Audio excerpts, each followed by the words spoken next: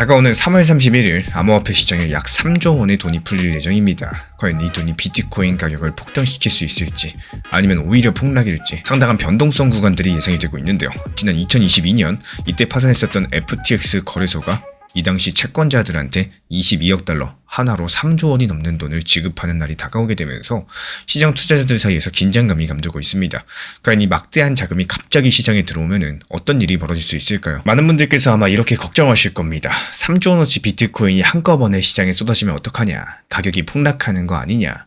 근데 이번에는 상황이 조금 다른데요. 사실 FTX 채권자들한테 지급되는 22억 달러는 처음부터 미국 달러로 들어옵니다. 쉽게 말씀드려가지고 FTX가 직접 비트나 이더리움 같은 코인을 풀어서 나눠주는 게 아니라요. 채권자들은 현금으로 돈을 받은 다음에 스스로 투자 포지션에 대해서 결정할 수가 있다는 거예요. 그 달러로 다시 비트코인을 사들일지 아니면 그냥 현금으로 인출해서 떠날지를요. 이 점이 왜 중요할까요? 이 과거 사례들과 비교해보면은 코인을 직접 지급하지 않는다는 것은 곧 시장에 바로 매도 물량이 없다는 뜻입니다. 오히려 그래서 생각을 해보면은 3조 원이라는 거대한 현금 유동성이 암호화폐 거래소 계좌안에 꽂히는 셈이겠고요. 그렇다면 이 돈이 다시 비트코인이나 또 다른 코인 매수에 쓰일 가능성 충분하다라는 거겠죠. 많은 분들께서 이 부분을 간과하고 계신데 여기에서 핵심은 코인이 풀리는 게 아니라 돈이 풀린다는 사실 그 자체입니다. 먼저 FTX 상환 방식부터 자세히 볼까요? 아까 크라켄, 비트고, 페이오니아 이렇게 세 가지 경로로 돈을 준다라고 말씀을 드렸었죠. 이게 그냥 기술적인 선택 같겠지만 사실은 채권자 개개인의 의도를 엿볼 수 있는 단서가 될 겁니다. 크라켄 같은 경우에 글로벌 암호화폐 거래소고 또 비트고는 큰손들이 쓰는 디지털 자산금고 서비스죠. 반면에 페이오니아 같은 경우는 일반은행 계좌로 돈을 보내는 전통 금융 플랫폼이에요. 이게 무슨 차이가 있을까요? 크라켄이나 비트고로 상환금을 받는다라는 것은 받은 돈을 계속 코인 생태계 안에 두겠다. 이런 뉘앙스가 강력합니다. 받은 달러로 바로 비트코인 살 수도 있고요. 아니면 일단 코인으로 바꿔가지고 안전하게 보관할 수도 있겠죠. 적어도 당장 현금으로 모두 빼진 않겠다라는 거고 반면에 페이오니아로 받는다라는 것은 현금으로 찾겠다는 뜻입니다. 이건 암호화폐 시장을 완전히 떠나겠다는 선택과 다름이 없어요. 현재 공식적인 통계로 봤을 때 누가 어느 경로를 얼마나 선택했냐 이게 공개된 건 없어요. 하지만 시장 전문가들의 분석은 이렇습니다. 규모가 큰 기관들, 펀드일수록 크라켄이나 비트고를 통해서 상환금을 받게 될 거고 또 그 돈을 다시 암호화폐에 재투자할 가능성이 높다라는 건데요. 반대로 소액 투자자들, 개미들, 암호화폐에 질린 분일수록 페이오니아를 선택해가지고 현금화하려고 하겠죠. 쉽게 말씀드려서 3조 원 중에 일부는 빠져나가더라도 상당 부분의 대부분 물량들은 다시 코인 시장으로 흘러 들어올 거라는 전망입니다. 그리고 무엇보다 결정적인 단서는 온체인 데이터상에서 이미 포착이 되고 있는 상황인데요. 요즘에 일반 투자자들 이 3조 원 매도 폭탄 떨어질까봐 겁을 잔뜩 먹었었는데 정작 스마트머니로 불리는 큰손들 이 공포를 철저히 역이용하고 있습니다. 데이터에 따르면 지난 1월에서 2월 시장이 폭락해가지고 모두가 패닉에 빠져 있었던 한 달 지갑에 10개에서 1000개 정도 사이의 비트코인을 보유한 투자자 그룹이 무려 11만 1천 개 이상의 비트코인을 조용히 매집했는데요. 여기서 11만 개라니까 어느 정도냐? 2022년 FTX 파산 사태 직후의 폭락장에서 고래들이 담았던 물량들과 맞먹는 최근 수년 사이 최대 규모의 매수였습니다. 많은 개인분들께서 뉴스 보고 겁에 질려서 코인을 매도하던 바로 그 타이밍에 큰손들은 오히려 역사상 유례 없을 만큼 엄청난 물량을 주워 담은 겁니다. 이유가 뭐였을까요? 아마도 이들은 FTX 상환으로 투매가 나오게 되면은 어차피 내가 다 받는다라는 심정이었을지 모르겠습니다. 그만큼 시장의 공포가 과장됐다라고 본 거겠죠. 사실 이런 패턴들이 늘 그래왔어요. 스마트머니들은 남들이 두려워할 때 미리미리 움직입니다. 지금 딱 그 현상이 일어난 거죠. 그리고 또 한 가지 재밌는 포인트가 있습니다. 조금 전문적인 부분이지만 현재 비트코인 파생 상품 시장에 특이한 함정이 하나 놓여 있습니다. 바로 비트 가격 7만 5천 달러 부근에 어마어마한 규모의 옵션 계약들이 몰려 있다는 건데요. 이 많은 트레이더랑 시장 조성자들이 비트코인 7만 5천 달러를 넘어서진 않을 것이다. 이런 쪽에 베팅을 해둔 상태고 이게 무슨 의미냐? 만약에 비트코인 가격이 진짜 7만 달러를 넘어가지고 7만 5천 달러 쪽으로 치고 올라가기 시작을 한다. 그럼 앞서서 그 안 넘었을 거에 걸었던 사람들이 큰일 나게 됩니다. 손실을 막기 위해서 어쩔 수 없이 비트코인을 대량 매수해야 되는 상황에 몰리게 되거든요. 이렇게 가격 상승과 숏포지션의 강제 매수, 그리고 가격의 추가 상승으로 이어지는 연쇄 반응들, 이거를 숏스퀴즈 또는 감마스퀴즈라고 부릅니다. 쉽게 말씀드려가지고 일정 가격을 돌파하면은 자동으로 폭발적인 매수세가 붙는 뇌관들이 시장에 설치되어 있다는 거예요. 이게 FTX 상환금으로 인한 매수세랑 맞물리게 되면은 오히려 더 커질 수 있는 잠재적인 변수겠습니다. 아직까진 이 옵션 함정이 숨어 있겠지만요. 만약에 가격이 급격하게 오르는 쪽으로 방향성을 틀면은 한꺼번에 터질 수도 있는 거겠죠. 이제 전체 그림을 한번 그려볼 시간입니다. 앞서 살펴본 팩트들과 정황들을 하나로 모아봤을 때 많은 전문가들이 가장 가능성이 높다라고 보는 시나리오는 이렇습니다. 먼저 상원일이 가까워지는 3월 말까지는 계속해서 언론에서 매도 폭탄이 떨어진다. 여러 가지 겁을 주겠죠. 그러면 겁을 먹은 투자자들, 특히 개미 투자자들이 혹시 모르니까 미리 팔자. 이러면서 비트코인 가격이 이벤트 전에 어느 정도 미리 눌릴 수도 있겠습니다. 실제로 요 며칠 사이에 시장에 그런 불안감들이 반영되고 있었죠. 근데 정작 3월 31일 상환이 시작되면 어떻게 될까요? 우리 눈앞에서 걱정했었던 그런 대량 매도 사태는 벌어지지 않을 가능성이 큽니다. 앞에서 설명드렸던 것처럼 이번에 채권자들이 받는 거는 코인이 아니라 달러 현금이기 때문에 이 거래소 호가창에 갑작스럽게 수만 개의 비트코인이 던져지는 이런 일들은 일어나지 않는다라는 겁니다. 물론 암호화폐에 질린 일부 채권자들 재빨리 페이오니아를 통해서 현금으로 인출하고 또 시장을 떠나겠지만요. 그런 움직임들이 우리 눈에는 크게 눈에 띄지는 않을 거예요. 가격 차트에 찍힐 만한 매도 물량으로 나타나는 게 아니기 때문에 오히려 며칠 안에 분위기가 서서히 반전될 수 있겠습니다. 크라켄이나 비트고이에 예치된 달러 중 상당 금액이 다시 암호화폐 매수에 투입되기 시작할 가능성이 높겠고요. 쉽게 말씀드려서 이거 별일 없네. 그동안 가격도 조금 떨어졌겠다. 이 기회에 사볼까? 이런 흐름들이 나온다라는 거죠. 그렇게 새로운 매수세가 들어오기 시작하면은 시장의 불안감은 차츰 해소가 되고 또 안도 랠리가 펼쳐질 수 있겠습니다. 만약에 비트 가격이 이 새로운 매수세를 타고 1억 2천만 원을 돌파한다. 그럼 분위기는 완전히 달라지게 될 겁니다. 처음에 겁나서 팔았던 사람들마저 다시 매수해야 되나? 이렇게 돌아올 수 있는 거고, 그렇게 가격이 상승해서 7만 5천 달러 근처에 가까워지는 순간 아까 말씀드린 쇼스키즈 메커니즘이 작동을 하기 시작을 할 텐데요. 그동안 비트 상승에 베팅하지 않았던 세력들까지도 울며 겨자 먹기로 비트를 따라 매수하게 되는 거고, 그러면 가격은 더 상승할 거고요. 그러면 또 더 올라서 연쇄적으로 메가톤급 폭등으로 이어질 가능성까지 생깁니다. 정리 드리자면은 3월 31일 처음에 조금 공포 매도가 나올 수 있겠지만 막상 뚜껑을 열고 보면은 이거 생각보다 괜찮은데 이렇게 하는 분위기가 퍼지고 이후에 매수 랠리로 급반전할 수 있다는 시나리오예요. 한마디로 공포가 기회로 바뀌는 그림이겠죠. 물론 시장 일이라는 게 100% 장담할 수는 없겠지만요. 지금까지 살펴본 여러 가지 팩트들은 이런 긍정적인 전개에 힘을 실어주는 방향성을 가리키고 있습니다. 결론적으로 봤을 때 FTX의 22억 달러 상환은 단기적으로 투자자들의 가슴을 졸이게 만들겠지만요. 이 지급 방식이랑 시장 내부 움직임들을 종합적으로 봤을 때 오히려 새로운 매수 자금 유입으로 이어질 만한 공산이 크다는 분석입니다. 이 과거의 마운트 곡스나 셀시우스 당시 걱정만 잔뜩 하고 뚜껑 열어보니까 괜찮다 이런 패턴들이었는데 이번에도 비슷한 흐름들이 나타날 조짐들이 곳곳에서 포착되고 있는 상황이죠. 큰손들의 매집, 옵션 시장의 구조, 채권자들의 선택지를 봤을 때 탐욕 쪽에 무게추가 실리는 느낌입니다. 물론 변수가 전혀 없는 건 아니에요. 매크로 경제 상황이거나 채권자들의 마음이 마지막에 어떻게 바뀔지는 끝까지 지켜봐야 되겠죠. 하지만 지금으로서는 최악의 공포 시나리오보다는 또 긍정적인 시나리오에 무기가 실려 있습니다. 결국에 3조 원의 자금이 시장 밖으로 빠져나가게 될지 아니면 다시 코인으로 흘러 들어올지 이게 관건인 거고, 그 방향성에 따라서 암호화폐 시장의 다음 움직임이 결정이 될 텐데요. 그런데 여기서 끝이 아닙니다. 5월 말에 예정된 FTX 관련된 또 하나의 큰 이벤트가 있다는 거 알고 계신가요? 이 3월 말 일반 채권자 상환이 끝나고 나면은 5월 말에는 FTX에 투자했던 우선주 주주들한테 추가로 거액이 지급될 예정이고, 과연 그때는 또 어떤 파장이 일어날 수 있을까요? 이 5월 이벤트가 시장에 끼칠 영향력도 무시 못할 변수인데 그 이야기는 다음 시간에 이어가지고 살펴보도록 하겠습니다. 과연 다음 폭탄은 어떤 결과를 가져올 수 있을지 모두 함께 지켜보셔야 될 것 같습니다. 제가 지금 설명드리는 내용들은 제 경험과 시장을 오랜 기간 지켜봤을 때 여기서 느끼는 감정과 투자 심리에 대한 노하우에 대해서 이야기 쉽게 안내드리고자 하는 내용입니다. 이 시장이 언제 상승하냐 기다리면서 조급함을 가지시기보다는 또 하락장에서 내가 할 수 있는 대응을 준비하는 것들이 훨씬 더 건강한 투자라고 할 수가 있겠죠. 많은 분들께서 투자 시장을 바라보면서 가장 많이 하시는 질문들이 있습니다. 바로 언제 상승하냐, 이 하락장 언제 끝나냐, 또 상승은 다시 언제 오냐, 이런 종류의 질문들인데요. 이 시장이 조용하고 또 움직임 자체가 없을 때는 자연스럽게 답답한 마음이 들 수밖에 없기 때문에 또 이런 생각이 드는 것도 당연한 부분이다라고 봐요. 하지만 이 시장에 대해서 굳이 그렇게까지 답답하게 바라볼 필요는 없다는 말씀을 드리고 싶습니다. 이 투자 시장이라는 게요, 결국에 시간이 지나면 다시 한번 상승 구간들이 찾아오는 이런 구조들을 반복을 해왔었고, 또 상승이 끝나면 하락이 오고, 하락이 충분히 이어지면 다시 반등과 상승이 만들어지는 사이클들이 계속해서 반복이 됩니다.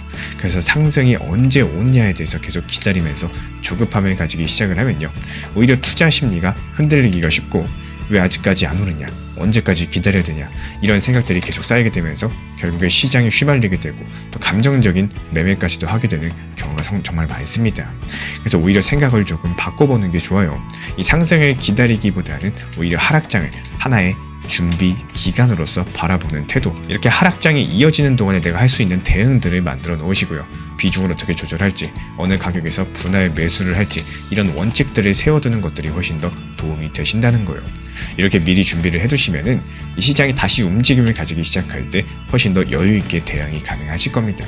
반대로 아무런 준비도 없이 그냥 내가 상승만 기다리다가 시장이 갑자기 움직이면 오히려 쫓기듯이 매매를 하는, 그리고 나중에 고점에서 추격 매수하는 이런 경우들도 있는데요. 결국에 이 투자 시장에서는요, 시장이 언제 움직이느냐 이거를 맞추기보다는 내가 그 시장에서 어떤 준비를 해두느냐, 이렇게 미리 대응과 전략을 세워놓는 것들이 훨씬 더 중요합니다. 하락장 자체가 길어질수록 답답하게 느끼시기보다는요, 내가 준비할 수 있는 시간을 얻었다라고 생각해 보시는 것도 하나의 방법이다라고 볼 수가 있겠죠.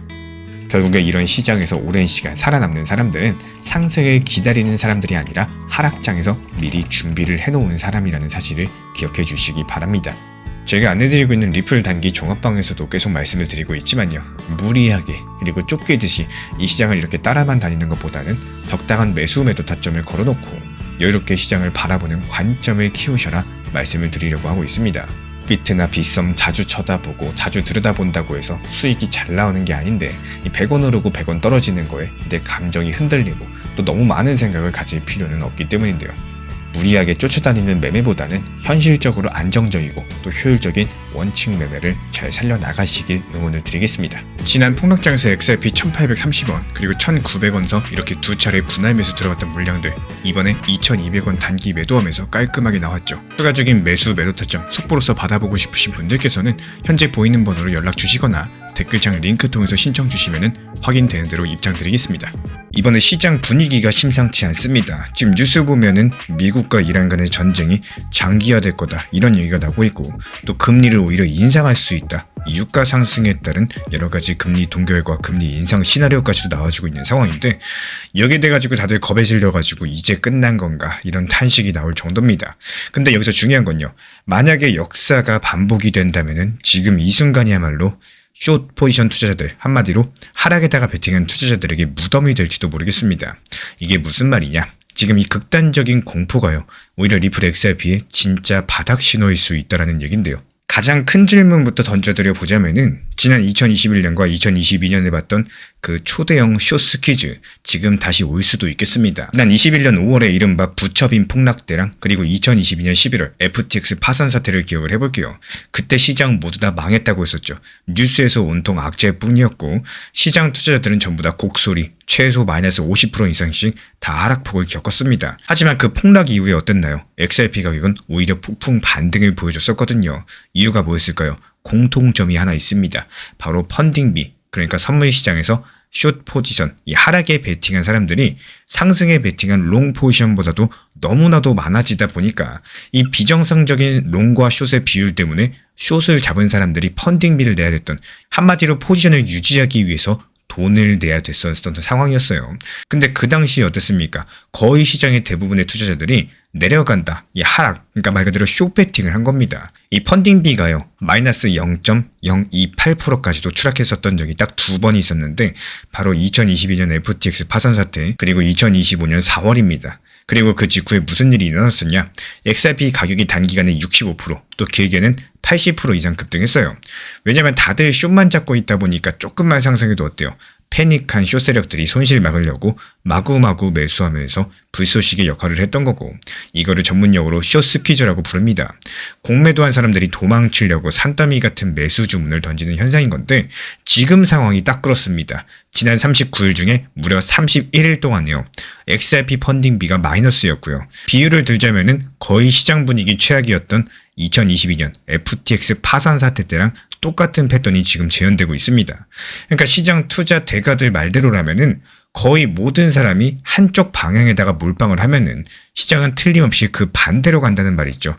그 말이 이번에도 통할 수 있을지 이 부분에 대해서 한번 풀어드려 보려고 합니다. 근데 여기서 진짜로 소름 돋는 포인트가 하나 있어요. 다들 망했다 하면서 팔고 있지만 오히려 정반대의 움직임이 포착됐다는 사실. 데이터 하나를 공개드려 볼까요? 이 고래라고 부르는 큰 손들 있죠.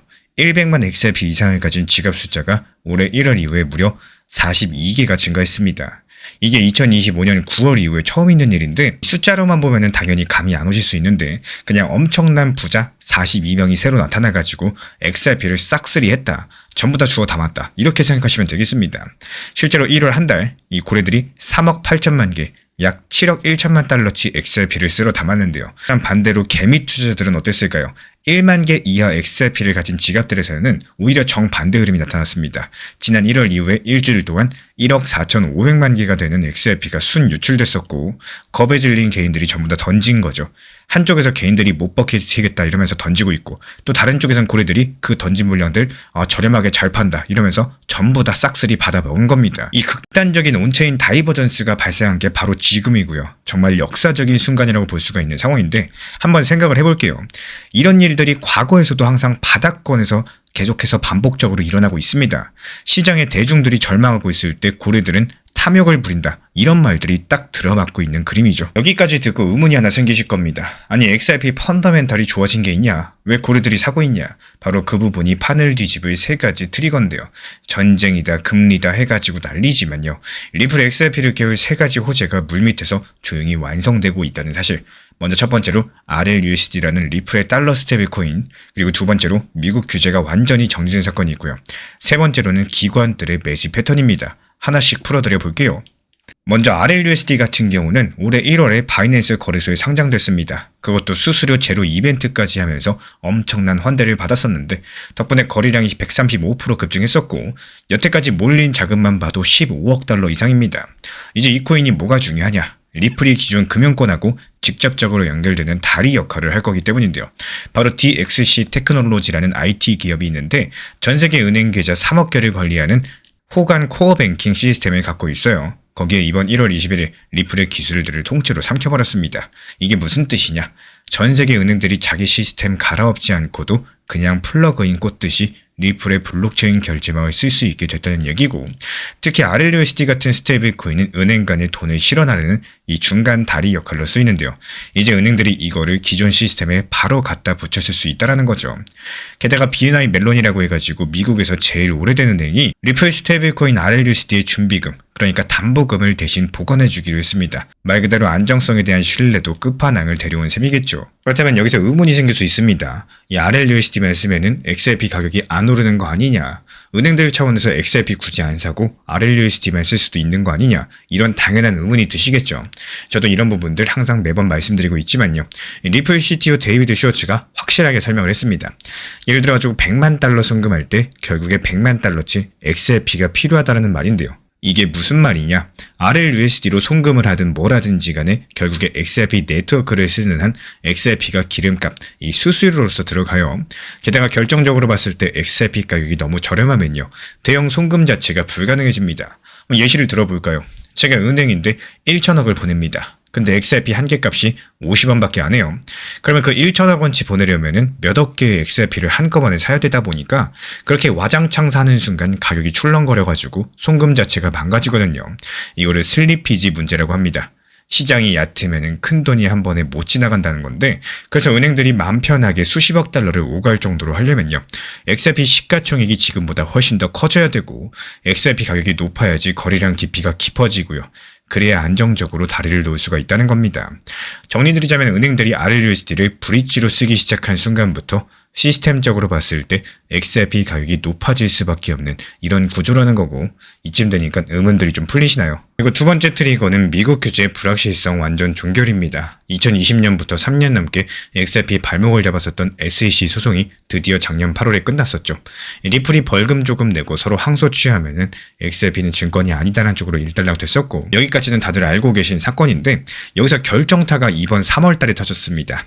미국 증권거래위원회 SEC랑 미국 상품선물위원회 CFTC가 공동으로 XRP를 포함한 16개의 암호자산은 더 이상 증권이 아니고 디지털 상품이다라고 못을 박은 겁니다. 무려 68쪽에 달하는 해석 지침 문서를 공동적으로 발표를까지도 하면서 비트코인, 이더리움, 솔라나, XRP, 에이다 전부 다 쭉 나열을 했어요. 그리고 채굴과 스테이킹, 에어드랍 같은 온체인 활동도 증권법 적용 대상이 아니다라고 확실하게 못을 박았습니다. 10년이 넘게 모호했었던 규제가 한 방에 정리된 순간이죠. 이게 왜 크냐? 이제 월가 기관들은요. XRP를 투자하는데 법적 걸림돌이 없어졌다는 뜻이고, 그리고 ETF 같은 승인이 이제는 빛의 속도로 더 빨라질 거다, 이렇게 볼 수가 있겠죠. 원래 미국에서 암호화폐 현물 ETF 하나 승인받으려면 240일씩 걸렸었는데 이제부터는 최대 75일이면 승인 여부가 결정나게끔 바뀌었고요. 이미 비트코인, 이더리움, XRP 여러가지 현물 ETF들이 출시가 된 상황이고, 앞으로도 여기에 대한 여러가지 다양한 상품들이 나와줄 것으로 보입니다. 그렇다면 여기에 대한 시장 자금 추이는 당연히 상상이 되겠죠.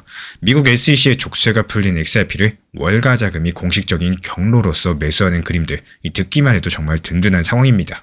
그래서 마지막 세 번째 트리거, 이 온체인 매집 대 페닉스의 완벽한 다이버전스입니다. 앞서 고래 이야기 드렸었죠. 이들이 매도한 물량들에 대해서 고래가 저점에서 싹쓸이했다라고 말씀을 드렸었는데, 여기서 더 재미있는 데이터가 있어요. 거래소에 풀려있는 XRP 물량이 확 줄어들었습니다. 1월 말에서 2월 초 사이에 하루 만에 7억 3,800만 달러치 XRP가 거래소 지갑에서 싹 빠져나갔고요. 이 물량들이 전부 다 개인 지갑으로 이동하는 정황이 포착이 됐는데, 덕분에 바이낸스 같은 거래소들이 들고 있는 XRP 재고량이 129억 개까지 떨어졌어요. 이게 어느 정도냐? 지난 2021년 이후의 최저치입니다. 말 그대로 5년 만에 거래소 물량들 최저치로 말라붙고 있는 상황이에요. 정말 믿기 힘들 정도인데, 이게 의미하는 바가 뭘까요?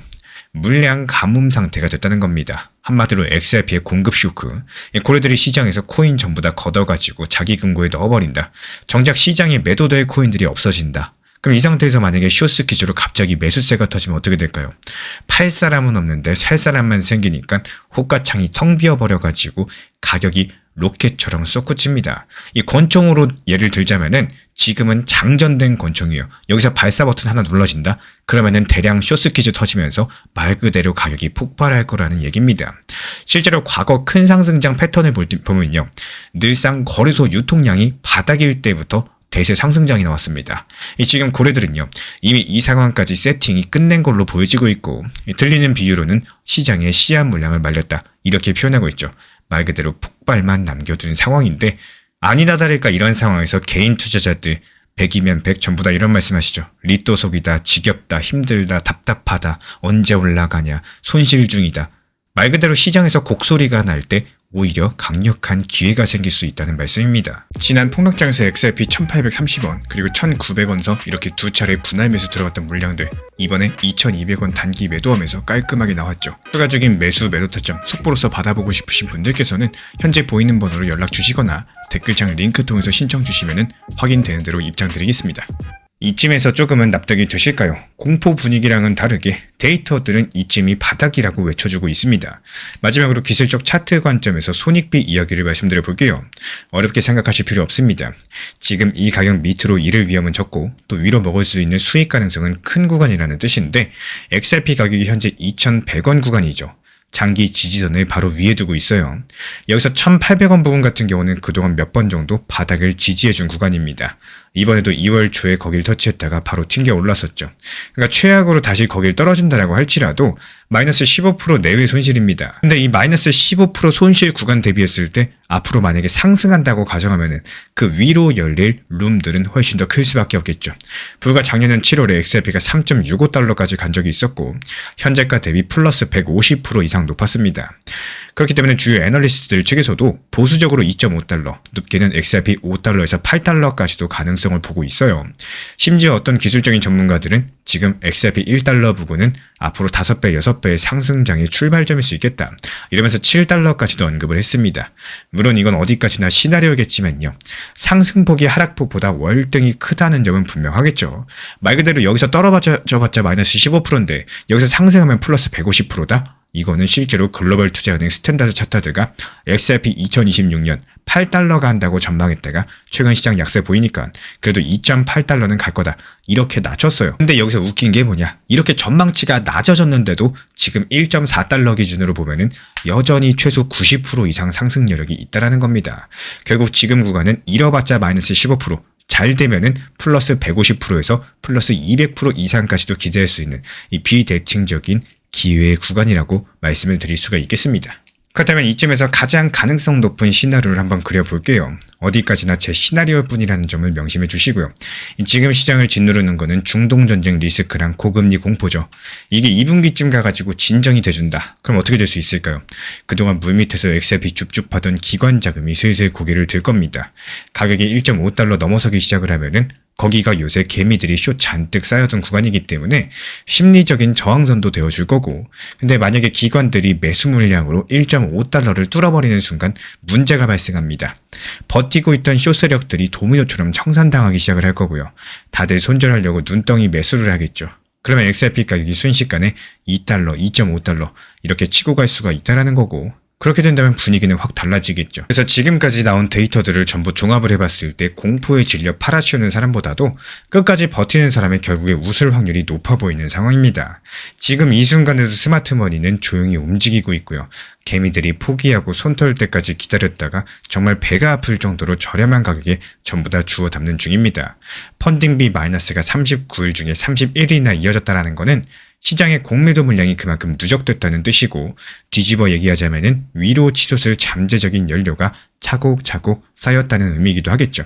결국에 역사는 돌고 돈다고 합니다. 2021년 부처빔, 2022년 FTX 때도 그랬고요.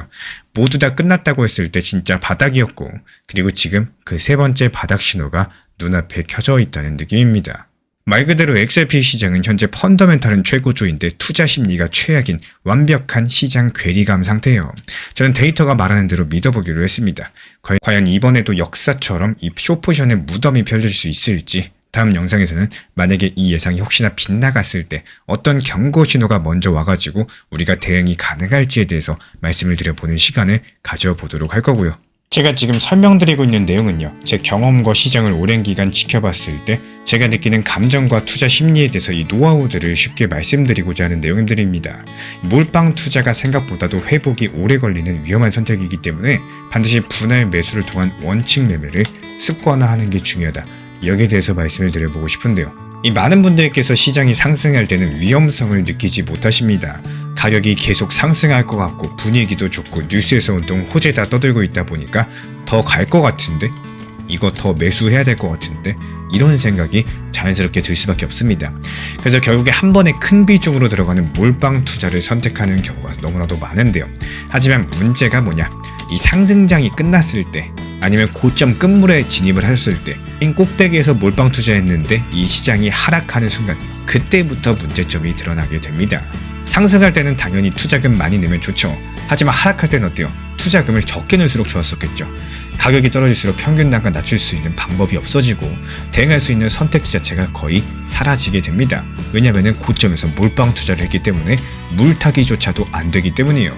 설사 물을 탄다고 할지라도 그 몰빵 투자만큼의 비슷한 돈을 넣어야지 평단이 떨어지는데 떨어지기가 정말 쉽지가 않겠죠.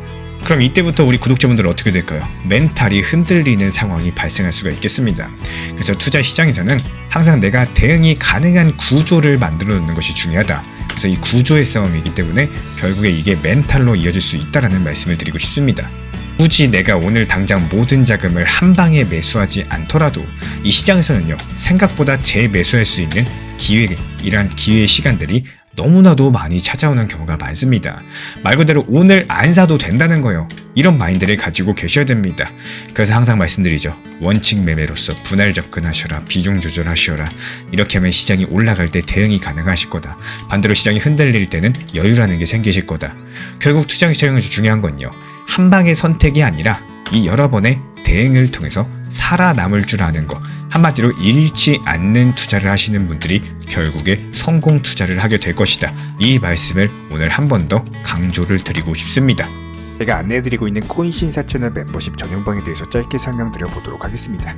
리플, 암호화폐 시장에 대한 중요한 이슈, 그리고 브리핑이나 시장의 흐름에 대한 전문적인 분석 내용 설명과 함께 차트상의 기술적 분석, 온체인 지표와 투자 심리에 대한 내용들을 같이 안내 도움 드리고 있고, 가장 중요한 투자 심리를 컨트롤하기 위해서 포트폴리오의 구성에 대한 노하우, 투자 심리 컨트롤에 대한 내용도 방법도 같이 안내드리고 있습니다. 코인신사 스터디 멤버십 가입하신 분들께서는 아래 번호 혹은 신청 링크 통해서 남겨주시면 제가 연락드리고 있고, 안내 설명과 함께 신사 채널 리플 전용 멤버십 방에도 입장 안내 설명드리고 있습니다. 방금 전에 리플 프라임에서 긴급 속보가 발표가 됐습니다. XRP를 기관거래 담보로 활용하겠다 소식인데요. 드디어 XRP의 큰 그림, 이 윤곽이 드러나고 있는 상황입니다. 지금부터 말씀드릴 내용들, 처음에 좀 혼란스러울 수 있겠지만요, 차근차근 듣다 보면은 무릎을 탁 치는 순간이 오게 되실 겁니다. 리플이 미국 월가의 심장부를 공략하는 체스판을 짜고 있었다는 이야기인데요. 그리고 그 체스판 안에서 리플 스테이블코인 RLUSD 같은 경우는 일종의 눈속임, 즉 연막 작전에 불과했습니다. 진짜 킹, 즉 왕으로 움직이는 말은 따로 있었다는 거, 바로 XRP 담보 모델이 그 주인공인데요. 이게 도대체 무슨 소리인지 하나씩 풀어드려 볼게요. 먼저 리플이 최근에 무슨 일을 해왔는지 살펴보겠습니다. 히든로드라는 회사를 무려 1조 5천억이 넘는 돈을 주고 인수한다고 발표한 사실 이미 다들 알고 계실 거예요. 여기서 히든로드가 뭐냐? 바로 프라임 브로커리지라는 걸 하는 회사입니다. 쉽게 말씀드려서 기관들, 큰손들한테 돈을 빌려줄 거고요. 그리고 그 거래에 대한 뒤처리를 해주는 이 종합적인 금융 서비스입니다. 미국 월가의 주요 기관 고객들이 300곳이 넘어갑니다.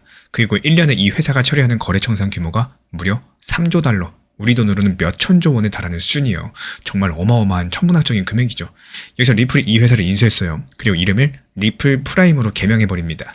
이게 작년 10월에 정식 출범된 일입니다. 아마도 우리 채널 영상 계속 시청해주시는 분들은 알고 계실 텐데, 그렇다면 여기서 중요한 인물이 한 명이 나옵니다. 바로 히든로드, 이제는 리플 프라임의 국제부문 CEO인 마이크 히긴스라는 사람이에요. 이 사람이 리플에 인수될 때 이런 말을 했습니다. 현재 기관 투자자들이 원하는 신용, 그리고 자금, 이 수요에 대해서 우리가 제공할 수 있는 것보다 20배가 더 많다. 이게 무슨 뜻이냐? 큰 금융기관들이요, 암호자산 거래를 하고 싶어요. 근데 그거를 뒷받침할 돈이나 담보 자산들이 턱없이 부족하다는 말입니다. 히든로드가 은행이 아닌 비은행 중개업체라 가지고 은행이 못 해주는 부분들을 채웠어요. 하지만 자기들도 자금이 모자랐는데 리플에 합류하면서 단숨에 이 문제를 해결하고 풀게 됐다라는 거죠. 리플이 말 그대로 든든한 자본을 대주고 또 자체 코인과 기술까지도 가져왔으니까요. 그렇다면 여기서 리플은 왜 이 회사를 매수를 했을까? 바로 리플이 직접 기관들의 돈줄의 입구를 통제하는 게이트 키퍼가 되겠다는 의지입니다. 이 프라임 브로커 같은 경우는 어떤 자산을 담보로 인정해줄지 결정할 수 있는 힘을 가지고 있는 회사입니다. 쉽게 말씀드려서 이거 담보로 맡기면 내가 돈 빌려줄게 이러면서 거래의 룰을 정하는 거죠. 리플이 프라임 브로커를 손에 넣었다라는 건요, 이제 리플 마음대로 자기 시스템 안에서 XRP를 핵심적인 담보로 쓰게끔 만들 수 있다는 뜻입니다. 실제로 히든로드 측에서는 리플에 합류를 하면서 우리 서비스에서 RLUSD라는 달러 코인을 마진, 이 증거금 자산으로 쓰고 XRP도 담보에 활용하겠다라고 밝혔습니다.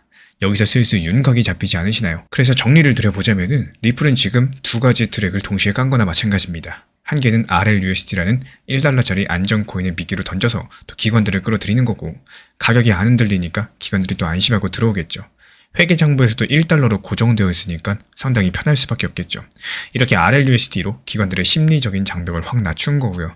하지만 RLUSD 자체는 이 사실 리플 마음대로 발행하고 또 동결할 수 있는 중앙 통제 코인입니다. 진짜 가치 저장 수단으로 삼기에는 한계가 있다는 사실.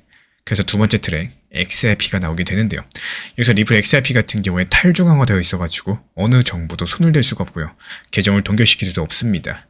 그리고 국경 없이 몇 초면은 주고받을 수 있죠. 리플이 이 XRP를 최종적인 담보 자산으로 밀고 있기 때문에 RLUSD로 편하게 거래하도록 해주고, 정작 시스템의 엔진 역할은 XRP로 돌리는 구조를 설계한 겁니다. 리플 CTO 데이비드 슈워츠 측에서도 XRP는 동결 불가능하다라면서 XRP야말로 믿을 수 있는 담보라고 강조한 적이 있었죠. 결국에 리플이 원하는 그림은 딱 이겁니다. 기관들 보고 거래할 때는 RLUSD로 편하게 쓰세요 이러면서 대신 시스템 전체를 떠받치는 마지막 보험, 이거는 XRP로 드세요, 이런 메시지를 던진 셈이겠죠. 사실 RLUSD 소식 처음 접했을 때 사람들 리플이 XRP 버리고 스테이블코인 밀어주는 거 아니냐 이렇게 걱정하셨겠지만 오히려 현실은 그 반대였습니다. RLUSD를 앞에 내세운 방패 역할이고 진짜 칼은 XRP였던 거죠. 그렇다면 이 XRP를 어떻게 쓰겠다는 걸까? 여기서 힌트는 담보, 즉 돈을 빌릴 때 맡겨두는 보증금 같은 용도로 쓰겠다는 겁니다. 여기서부터 본격적으로 소름 돋는 얘기가 나오는데요. 다 집중해 주시기 바랍니다. 이 리플이 노리는 XRP의 용도는요, 단순한 결제 수단을 뛰어넘게 될 거예요. 이제 리플 XRP를 금융 시스템의 담보, 말 그대로 디지털 부동산처럼 만들려고 하는 겁니다. 쉽게 말해가지고 강남 부동산 생각하시면 되는데 어떻습니까? 우리 서울의 강남 부동산, 아파트들 수요는 넘쳐나는데 공급 물량이 없다 보니까 가격이 계속 상승하고 있죠. 이런 전략들의 위력을 이해하기 쉽게 설명드려 보자면요. 그동안 XRP를 이용한 ODL 서비스, 해외 송금 서비스가 있었는데 이게 XRP를 잠깐 통로로 썼다가 바로 풀어주는 물처럼 흘러가는 구조였습니다. 그래서 XRP가 많이 쓰이더라도 3초 만에 다시 시장에 나와버리다 보니까 유통량 자체에는 이 영향력이 거의 없었습니다. 근데 XRP를 담보로 사용하면은 이 상황이 완전히 달라진다는 거. 예를 들어가지고 어느 기관들이 1조 원 규모의 파생상품 포지션을 운영한다고 칩시다. 그 거래를 유지하려면은 어마어마한 담보를 맡겨야 돼요. 이때 XRP를 2천억 정도 담보로서 예치했다라고 치면은 그 XRP는 그 포지션이 유지되는 몇 달 동안, 심하면은 몇 년 동안 시장에서 완전히 잠겨버립니다. 마치 댐에다가 물을 가둬두는 거 이렇게 생각하시면 되는데요. 이렇게 묶였다. 그럼 어떤 일이 벌어질 수 있을까요? 시장에 풀려가지고 돌아다니는 XRP 물량이 그만큼 당연히 줄어들 밖에 없겠죠. 수요는 그대로인데 공급이 팍 줄어든다. 그럼 가격은 자연히 뛸 겁니다. 물은 그대로인데 댐의 절반을 가둬버리면 남은 물의 값어치가 뛰는 것과도 같은 이치인데요. 실제로 리플 프라임 출범하고 나서 벌써부터 이런 움직임들 보여주고 있죠. 이번 리플 발표에 따르면은 인수 이후 리플 프라임의 비즈니스 규모가 무려 3배가 성장했습니다. 고객들이 맡긴 담보자산은 2배가 증가했다고 해요. 이 말인즉슨 기관들이 이미 상당히 많은 XRP를 리플 프라임의 담보로 맡겨두기 시작했다는 뜻인 거고 2026년 3월 리플 프라임이 미국 DTCC 산하에서 NSCC 청산 시스템에 공식적인 연동되었다는 소식까지도 전해졌습니다. 조금 어려운 얘기 같지만요. 쉽게 풀어서 설명드리자면 월가의 기존 거래 정산망에 리플의 시스템이 직접적으로 연결됐다는 뜻입니다. 이게 엄청난 이정표인데 이제 대형 금융기관들이 기존 인프라를 그대로 두면서 리플 프라임을 통해서 XRP를 담보로 활용하고 또 전세계 자산을 거래할 수 있는 본격적인 길이 열렸다. 이렇게 보시면 되겠습니다. 즉 XRP가 이 기존 금융의 인프라 깊숙이 들어가기 시작했다는 신호겠습니다. 그리고 이제 이번 전략의 마지막 퍼즐을 살짝 들여다볼까요? 바로 에버노스라는 회사 이야기입니다. 에버노스가 리플이 지원하는 재무 법인인데 XRP를 약 3억 8,800만 개나 보유하고 있어요. 우리 돈으로 수조 원어치죠. 이 회사가 2026년 나스닥 상장까지도 추진하고 있습니다. 이 상장을 해가지고 자금을 모은다. 그럼 그 돈으로 에버노스는 과연 뭘 할 계획일까요? 에버노스 공모자금의 상당 부분을 시장에서 XRP를 매수하는 데 쓸 계획이다라고 알려져 있어요. 쉽게 말씀드려서 일반 투자자들에게 주식을 팔아서 모은 돈으로 공개 시장에서 XRP를 왕창 매수하겠다는 겁니다. 이렇게 하면 과연 어떤 효과가 생겨날까요? 이 시장에 풀린 XRP 물량들 대거 흡수해가지고 금고에 넣어두다 보니까 그만큼 유통량이 줄어들겠죠. 가격 방어선이 탄탄해집니다. 그리고 에버노스가 들고 있는 XRP를 다시 리플 프라임 같은 곳들에 담보로 맡겨서 이자를 벌 수가 있고요. 그 이자로 또 XRP를 매수한다면 이런 방식이 계속 반복이 된다면 결국에 보유하고 있는 XRP가 점점 더 불어날 거고 마치 과거에 마이크로 스트레티지라는 회사가 비트코인을 매수해서 금고에 쌓아두고 그 가치 상승에 베팅했던 것과 비슷한 맥락입니다. 에버노스가 이 마이크로 스트레티지 역할을 하려고 하는 건데 기관들이 직접 XRP를 보유하지 않고도 이 주식 형태로 XRP 가치에 투자할 수 있게 해주는 징검다리 역할을 해줄 겁니다. 결국 이런 움직임들이 XRP가 개인들의 투기 대상이 아니라 기업들의 재무제표에 들어가는 전략 자산으로서 격상되고 있다는 뜻이에요. 여기까지 들어보시면 머릿속의 퍼즐이 웬만큼 맞춰지셨을 겁니다. RLUSD 발표 때 느꼈던 배신과 공포감, 어쩌면 리플이 의도한 완벽한 연막 작전이었겠죠. 우리 XRP 안 쓸래요. 그냥 달러 코인으로 할래요. 이렇게 세상을 방심시켜 놓고선 실제로는 가장 중요한 심장부에 XRP를 심어 놓은 겁니다. 그 심장부가 바로 담보 시스템이고 사실 이 모든 전략들이 전통 금융권에서 이미 있었던 모델들과 맥락을 같이 하고 있습니다. 예시를 하나 들어드려 볼까요? JP모건 은행 오닉스라는 블록체인 네트워크에서 일종 레포 거래로서 혁신을 일으켰어요. 은행들이 가지고 있는 국채 같은 것들을 낮에 담보로 맡겨놓고요. 현금을 빌렸다가 몇 시간 뒤에 다시 돌려주는 방법인데 원래 몇 날 며칠 걸리던 걸 몇 분으로 줄였죠. 골드만삭스, JP모건 같은 투자은행들 이런 식으로 우량채권 담보 삼아서 단기 자금을 융통해 왔습니다. 리플 프라임이 하는 일도 결국에 이걸 암호자산 버전으로 구현한 거고 XRP나 RLUSD를 담보로서 즉각 현금을 빌려주고 거래가 끝나면 정산하는 이런 방식입니다. 마이크 시긴스 리플 프라임 CEO는 자기 회사를 디지털 자산을 위한 글로벌 신용 네트워크라고 불렀습니다. 이제 리플이 골드만삭스라거나 JP모건처럼 중개자 역할을 하면서 담보로 쓰이는 기초자산을 기존의 미 국제에서 XRP로 바꾸려고 한다는 뜻인 거고 리플이 스스로 은행이 되겠다기보다는 은행들이 의존하는 금융 뼈대를 리플이 제공을 하면서 그 뼈대에 XRP라는 척추를 심겠다는 야심입니다. 그래서 지금까지 나온 움직임들을 보면은 오히려 규제 측면에서 봤을 때 긍정 신호들이 조금씩 보여지고 있습니다. 아까 말씀드린 대로 리플 프라임이 전통 금융청산소에 이름을 올린 건요. 어느 정도 기존 틀 안에서 인정을 받았다는 의미고 그리고 2025년 11월 작년에 주요 자산운용사들이 XRP 현물 ETF 출시했죠. 이것도 XRP를 제도권으로 들여온 중요한 계기였습니다. 결정적으로 리플과 SEC 법적 분쟁이 최종 합의로 끝나면서 현재 미국 내에서는 XRP를 불법 취급할 여지가 사라졌습니다. 물론 나라별로 사정은 다르겠지만 적어도 미국 시장에서 문이 열렸고 또 유럽이나 아시아에서도 기관들의 참여가 서서히 늘어나고 있어요. 여기서 중요한 점 하나는요. 리플 프라임은 은행이 아니기 때문에 은행 규제를 직접적으로 받지 않습니다. 은행들은 바젤 규제 때문에 암호자산 담보 비즈니스를 선뜻 못하지만요. 리플 프라임 같은 비은행 업체는 자체 판단으로서 담보를 받아줄 수가 있겠고 그래서 은행들이 못하는 영역을 리플이 먼저 장악하고 있는 겁니다. 그래서 규제 리스크가 완전히 없다고 할 수 없겠지만 현재로서 XRP 담보 모델이 하나둘 현실화되면서 제도권 안으로 파고들 만한 틈을 잘 만들고 있다. 이렇게 볼 수가 있겠죠. 이 모든 것들을 종합해봤을 때 가장 가능성 높은 미래 시나리오, 만약에 리플의 계획이 큰 차질 없이 진행된다. 그렇다면 앞으로 5년 뒤에는 과연 어떤 모습일까요? 리플 프라임은 전 세계 비은행 프라임 브로커리지 시장에 선두 주자로 올라서 있을 가능성이 큽니다. 이 전 세계 곳곳의 기관들이 거래할 때 자연스럽게 RLUSD를 마진 통화, 즉 거래 증거금으로 쓰는 거죠. 겉으로 전부 달러 코인으로 거래를 하지만 그 배후에서는 XRP가 전 세계 거래들을 뒷받침하는 글로벌 기초 담보 역할을 하고 있을지 모르겠습니다. 에버노스랑 ETF 등을 통해서 시중에 풀렸던 XRP 물량들은요. 대거 기관들의 금고나 준비금으로 잠길 거고 그렇게 되면 XRP 가격은 이제 개인들의 투기나 감정 정도가 아니라요. 기관들의 대차 대조표 규모에 따라서 움직이는 국면이 올 겁니다. 쉽게 말씀드려가지고 XRP 한 개당 떠안는 금융 시스템의 총액이 커지면 커질수록 그 XRP 한 개당 가치도 여기에 맞춰가지고 높아지는 새로운 시장 논리가 작동을 하는 거고 실제로 일부 전문가들 측에서 몇 년 안에 XRP 가격이 몇만 원대까지 갈 수 있다. 이런 전망을 내놓기도 해요. 어디까지나 시나리오이긴 하겠지만요. 분명한 건 XRP가 단순 송금 코인을 넘어서 글로벌 금융 시스템의 디지털 저수지가 될 잠재력을 보여주고 있다는 사실. 리플이 RLUSD라는 연막 뒤에서 XRP를 시스템의 핵심 담보로 묶어두는 큰 그림을 그려왔다라는 거고 달러와도 가치가 연동된 코인으로 기관들의 눈을 끌어놓고선 실제 가치는 탈중앙화된 XRP에 연결시키는 투트랙 전략이었습니다. 또 그 결과로서 XRP가 단순 디지털 화폐를 넘어서서요. 글로벌 금융의 저수지 같은 존재로 격상될 기회를 얻고 있기 때문에 과연 세계에서 금융당국이 XRP를 국채나 금처럼 이런 핵심 담보자산으로 인정해줄 수 있는 날이 올 수 있을까요? 다음 영상에서 이어가 보도록 하겠습니다. 그렇기 때문에 이 투자에서는요.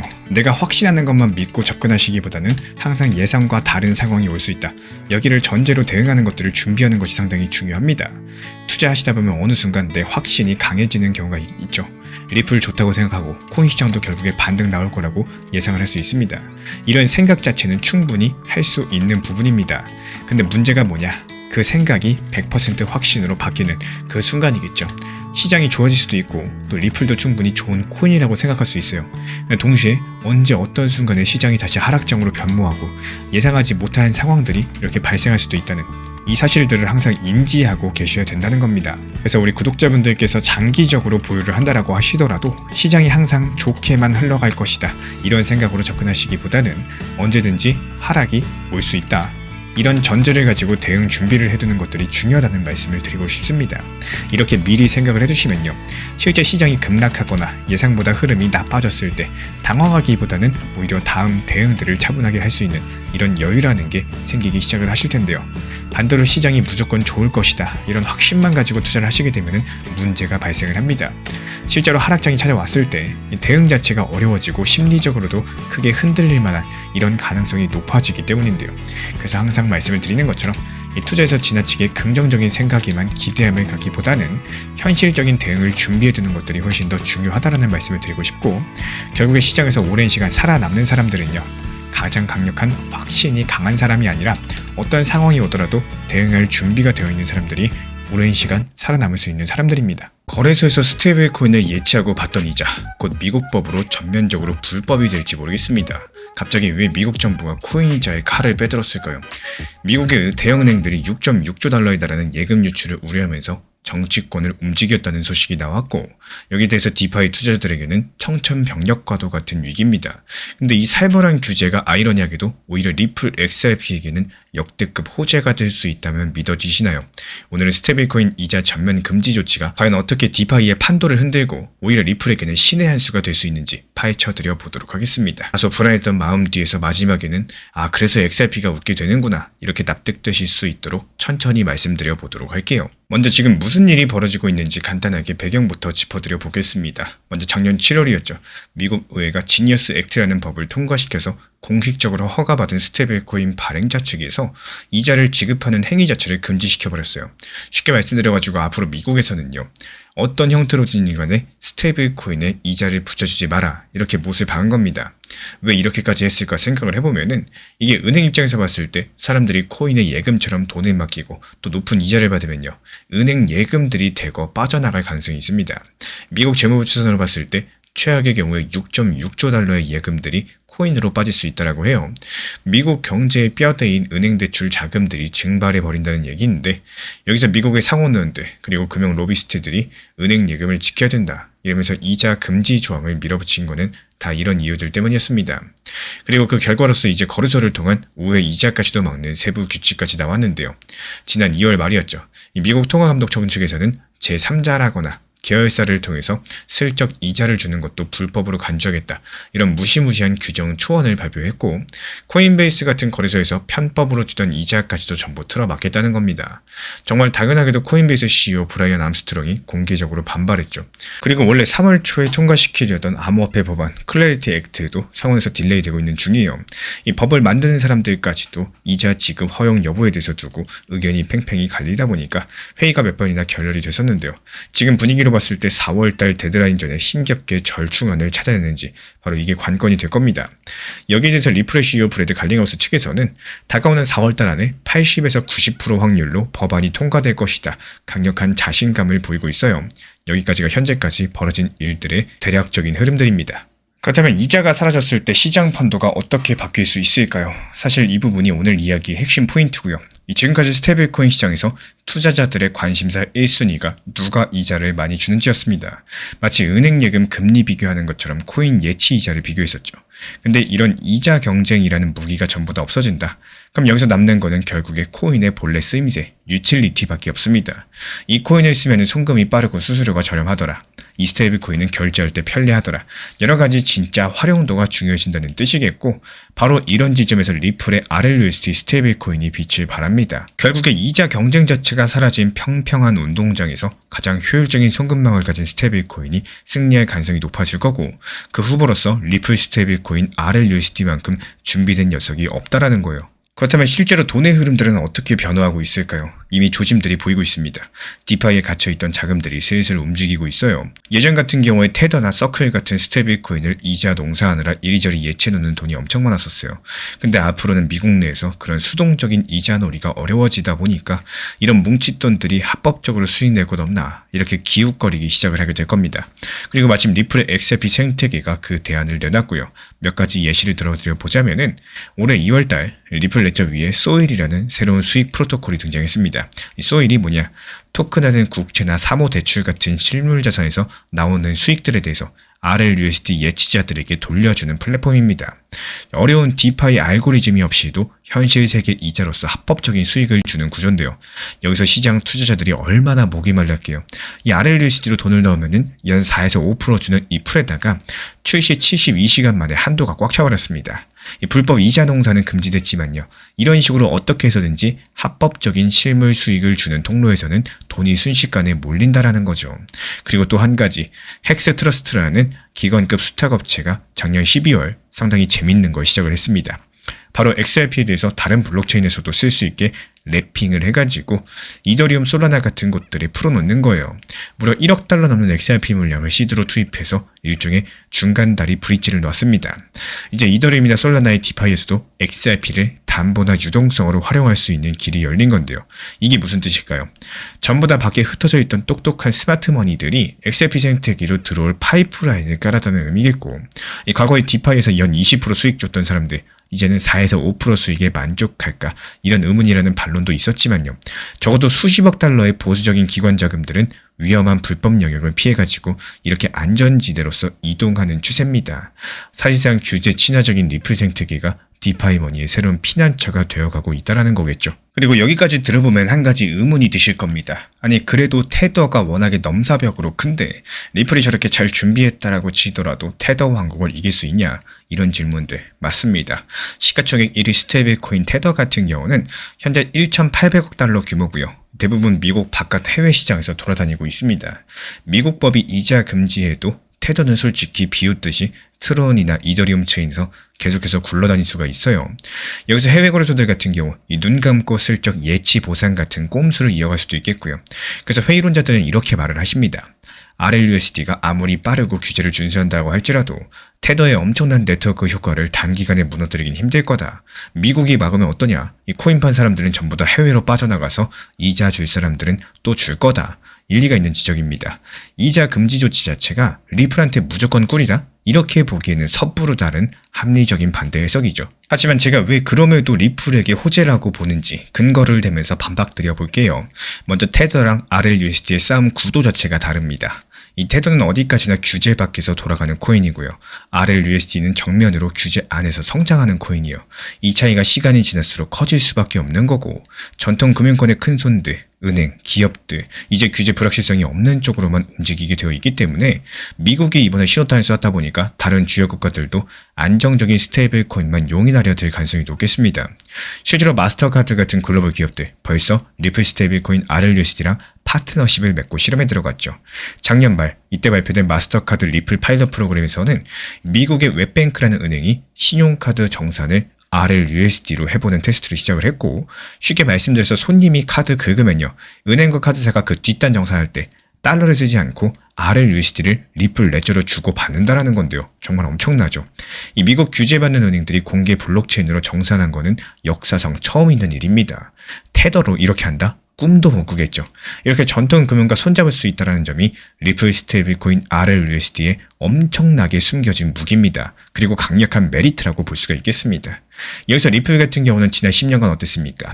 전 세계 300개 이상의 금융기관과 네트워크를 쌓아왔었고, 이제 은행들도 이제 코인제도 없고 규제도 명확한데 우리도 한번 사용해볼까? 이런 분위기로 변모하고 있다는 겁니다. 그래서 아까 말씀을 드린 것처럼 은행들이 더 이상 스테이블 코인을 예금의 적으로 볼 필요가 없어졌기 때문인데요. 앞으로 예금은 우리가 이자로 지켜줄 테니까 스테이블 코인은 너희가 기술로 편리하게 만들어봐라. 이런 그림이 됐다는 거예요.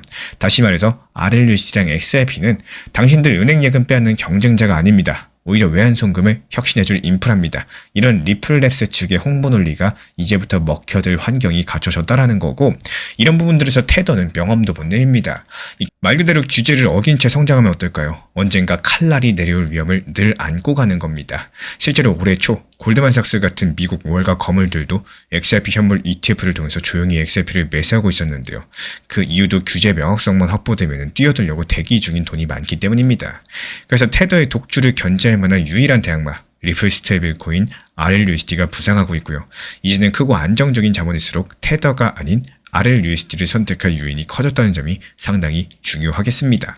지난 폭락장에서 XRP 1830원 그리고 1900원서 이렇게 두 차례 분할 매수 들어갔던 물량들, 이번에 2200원 단기 매도하면서 깔끔하게 나왔죠. 추가적인 매수 매도 타점 속보로서 받아보고 싶으신 분들께서는 현재 보이는 번호로 연락 주시거나 댓글창 링크 통해서 신청 주시면 확인되는 대로 입장 드리겠습니다. 자, 그렇다면 앞으로의 상황들은 과연 어떻게 전개가 될 수가 있을까요? 앞으로 몇 주 안에 미국 상원에서 시장구조법 클래리티 액트에 대한 극적 타협안이 나올 확률이 높겠습니다. 앞으로 대형 은행들이 원하는 대로 이 거래소나 제3자가 고정이자 지급하는 거 전면적으로 금지하겠다. 확실하게 하는 대신에 암호화폐 업계 요구를 조금 반영을 해서 이 디파이풀에서 변동 수수료를 받는 정도는 허용하겠다. 이런 식의 절충이 지금 가장 유력해 보이고, 그렇게 해서 4월 달에 법안을 통과시킬 가능성이 가장 큽니다.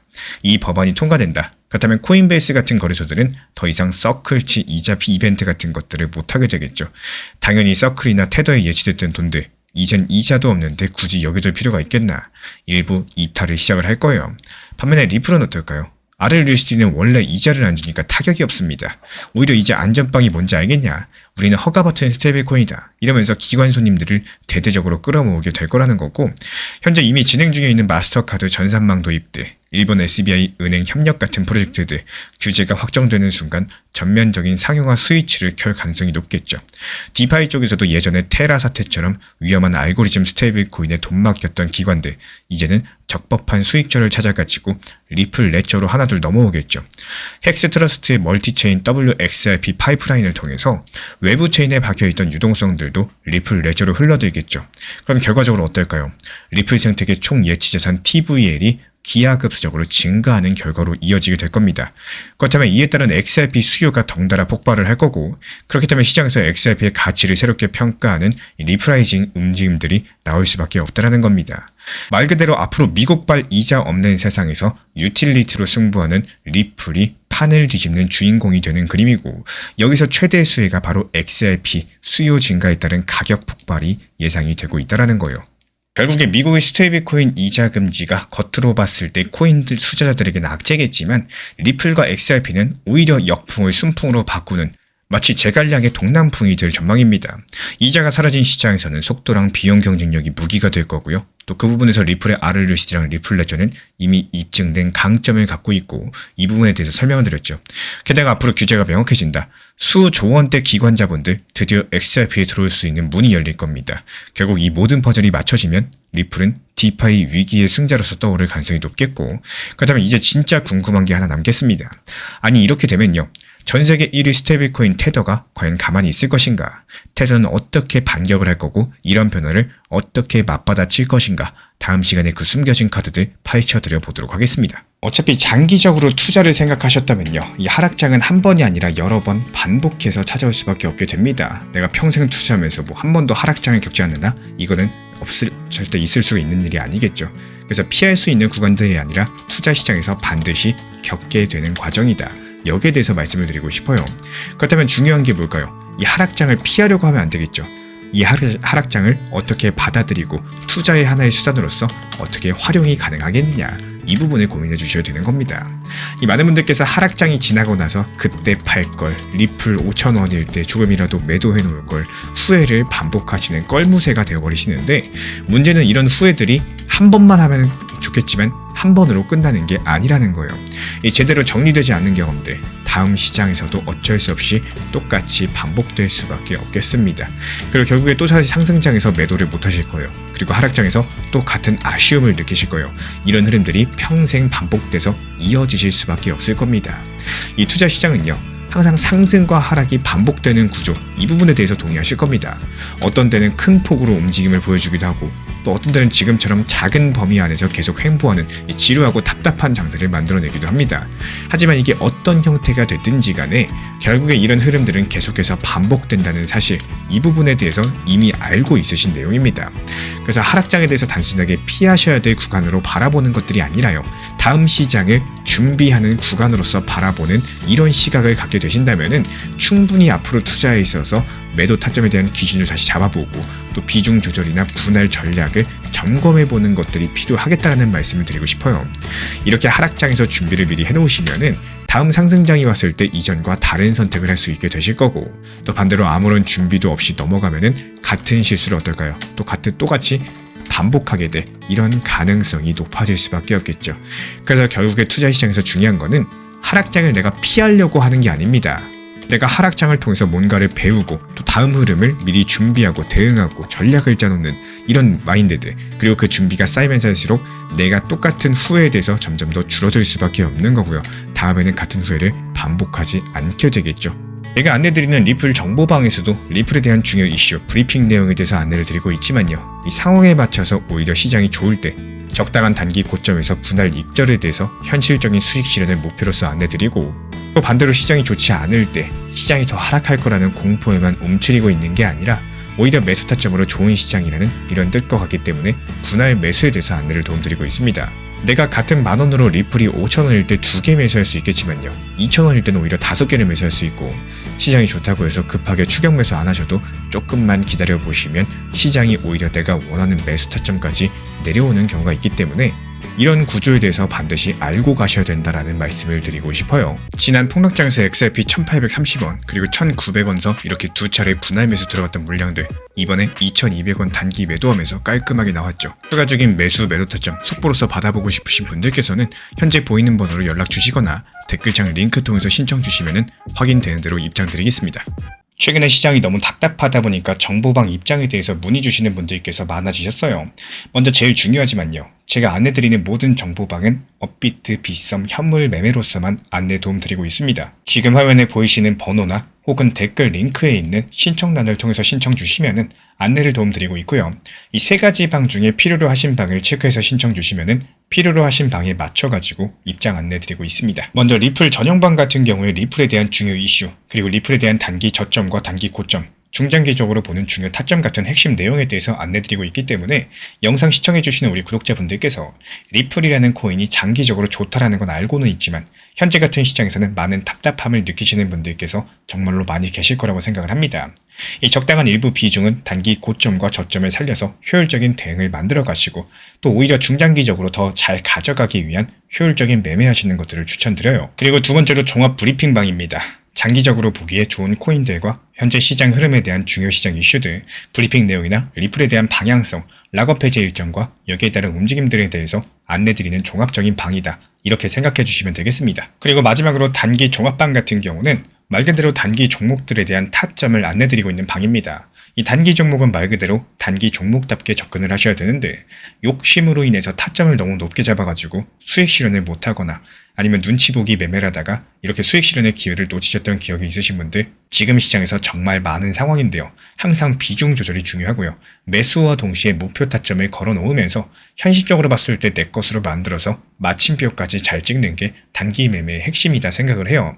단 여기서 중요한 거, 아무리 내가 좋아하고 시기가 좋고 스스로 괜찮다고 판단하셔도 몰빵 매매는 정말 위험하기 때문에 매번 말씀드리는 비중 조절 원칙 매매로 접근하시는 게 가장 중요합니다.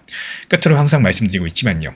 저는 업비트, 빗썸, 현물 매매에 대해서만 안내를 도움드리고 있기 때문에 절대로 해외 거래소, 선물 매매에 대한 고위험 리스크 매매에 대해서는 언급조차 드리지 않고 있습니다. 무조건적으로 업비트, 빗썸 이렇게 현물 매매로 필요하신 분들께서만 입장 신청 주시면은 안내 도움 드리도록 하겠습니다. 이 빠르게 가는 것보다 중요한 건요. 꾸준하고 길게 가는 게 더 중요한 투자 시장이다. 이렇게 생각을 해요.